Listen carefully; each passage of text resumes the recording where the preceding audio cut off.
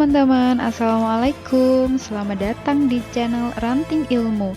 Jangan lupa like, subscribe, komen, dan share ya, supaya channel ini bisa tumbuh lagi. Nyalakan lonceng biar kamu bisa dapat info terbaru dari kami. Assalamualaikum teman-teman, kembali lagi di channel Ranting Ilmu. Di video kali ini kita akan membahas soal untuk SKB Penyuluh Pertanian berdasarkan Permenpan RB nomor 35 tahun 2020 bagian kedua. Untuk bagian pertama, kalian bisa cek videonya di link di bawah ini ya. Dan untuk soal-soal yang akan kita bahas kali ini berdasarkan materi penyuluhan pertanian di bagian ketiga yang juga akan kami tuliskan di description box untuk linknya. Untuk soal yang pertama, berikut ini yang bukan merupakan hasil kerja jabatan fungsional penyuluh pertanian terampil adalah A. Laporan penumbuhan poktan. B. Laporan peningkatan kelas kemampuan Gapoktan dari kelas pemula menjadi kelas lanjut. C. Laporan fasilitasi penerapan teknologi melalui Demplot. D. Laporan penyebaran informasi pertanian secara massal. Ya, betul sekali, untuk jawabannya adalah yang D. Laporan penyebaran informasi pertanian secara massal. Untuk jawaban yang D ini merupakan hasil kerja penyuluh pertanian mahir.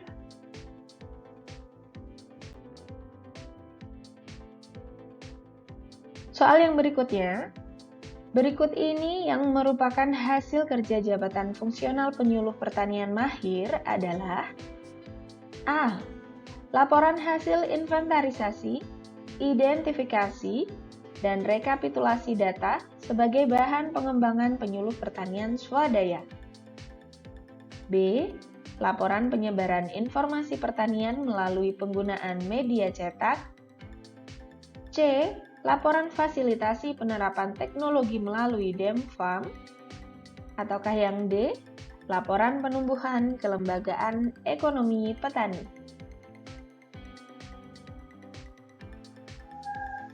Ya, jawabannya adalah yang C. Laporan fasilitasi penerapan teknologi melalui Demfarm. Untuk kegiatan yang A merupakan hasil kerja penyuluh pertanian terampil.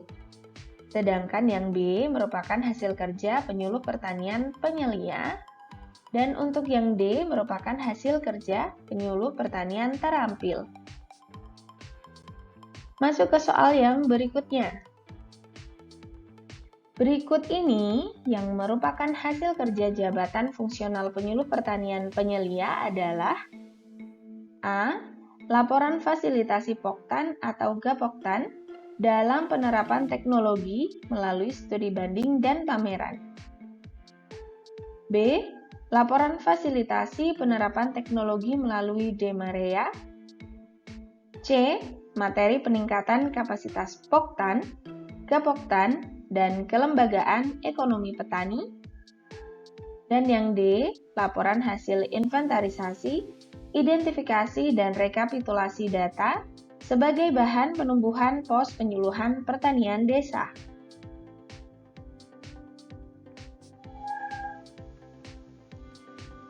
Ya, benar sekali, untuk jawabannya adalah yang B ya. Laporan fasilitasi penerapan teknologi melalui Demarea. Untuk kegiatan yang A merupakan hasil kerja penyuluh pertanian mahir. Untuk yang C merupakan hasil kerja penyuluh pertanian mahir. Dan yang D merupakan hasil kerja penyuluh pertanian terampil. Untuk soal berikutnya, berikut ini yang bukan merupakan hasil kerja jabatan fungsional penyuluh pertanian ahli pertama adalah A. Data fasilitasi penerapan teknologi melalui kegiatan sekolah lapang, studi banding, pameran, dan gelar teknologi. B. Laporan peningkatan kelas kemampuan poktan. C. Laporan hasil evaluasi fasilitasi peningkatan produktivitas usaha tani melalui Demplot. Ataukah yang D, laporan hasil evaluasi penumbuhan penyuluh pertanian swadaya? Ya, benar sekali untuk jawabannya adalah yang D ya. Untuk yang D merupakan hasil kerja penyuluh pertanian ahli muda. Soal berikutnya, berikut ini yang bukan hasil kerja jabatan fungsional penyuluh pertanian ahli madya adalah A. Laporan analisis hasil rekapitulasi data fasilitasi peningkatan skala usaha tani Poktan atau Gapoktan. B. Rumuskan hasil analisis rekapitulasi dan evaluasi kegiatan penyuluhan pertanian tahun sebelumnya sebagai bahan penyusunan program penyuluhan pertanian. C. Laporan hasil evaluasi fasilitasi peningkatan produktivitas usaha tani melalui Demaria. Ataukah yang D, rancangan model fasilitasi peningkatan akses informasi teknologi, pasar, sarana dan prasarana, serta pembiayaan Poktan atau Gapoktan? Kira-kira apa jawabannya teman-teman? Ya, benar sekali jawabannya adalah yang A ya. Untuk yang A merupakan hasil kerja penyuluh pertanian ahli muda.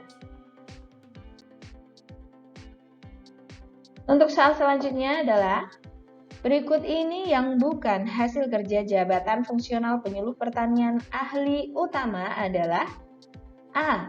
Rancangan model penumbuhan dan pengembangan Gapoktan. B. Laporan hasil evaluasi penumbuhan kelembagaan ekonomi petani. C. Rancangan model fasilitasi peningkatan akses informasi teknologi, pasar, sarana dan prasarana, serta pembiayaan Poktan ataupun Gapoktan. Ataukah yang D, rancangan model fasilitasi peningkatan produktivitas usaha tani? Jawabannya adalah yang B, laporan hasil evaluasi penumbuhan kelembagaan ekonomi petani. Untuk yang B ini merupakan hasil kerja penyuluh pertanian ahli muda. Masuk ke soal selanjutnya. Penyuluh pertanian yang melaksanakan tugas penyuluh pertanian yang berada satu tingkat di atas jenjang jabatannya, maka angka kredit yang diperoleh adalah A. 75% dari angka kredit setiap butir kegiatan. B. 100% dari angka kredit setiap butir kegiatan.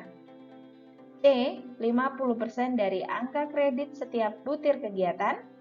Ataukah yang D. 80% dari angka kredit setiap butir kegiatan?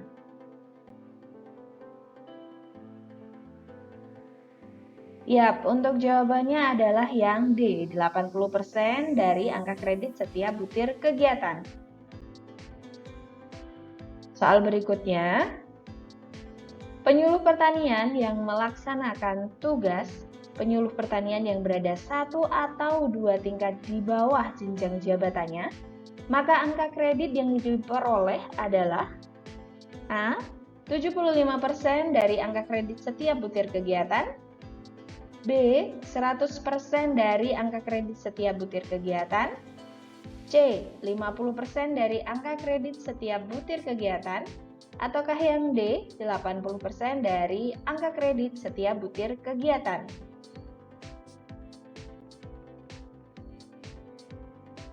Ya, jawabannya adalah yang B ya, 100% dari angka kredit setiap butir kegiatan. Kemudian berikutnya, pengangkatan PNS ke dalam jabatan fungsional penyuluh pertanian dapat dilakukan melalui beberapa jenis pengangkatan. Di bawah ini, yang bukan merupakan jenis pengangkatan ke dalam jabatan fungsional penyuluh pertanian adalah A.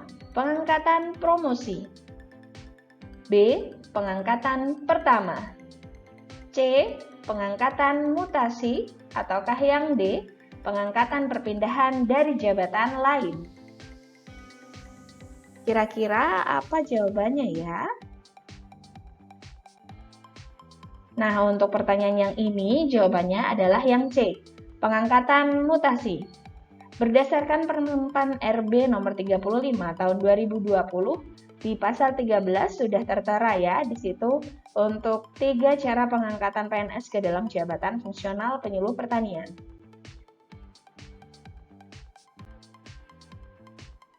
Baik, untuk video kali ini kita cukupkan ya teman-teman. Selamat belajar, semoga hasil SKB sesuai dengan apa yang kalian harapkan. Jangan lupa subscribe, like, komen, dan share channel ini ya, agar kita bisa memberikan informasi lain lagi tentang penyuluh pertanian. See you next time.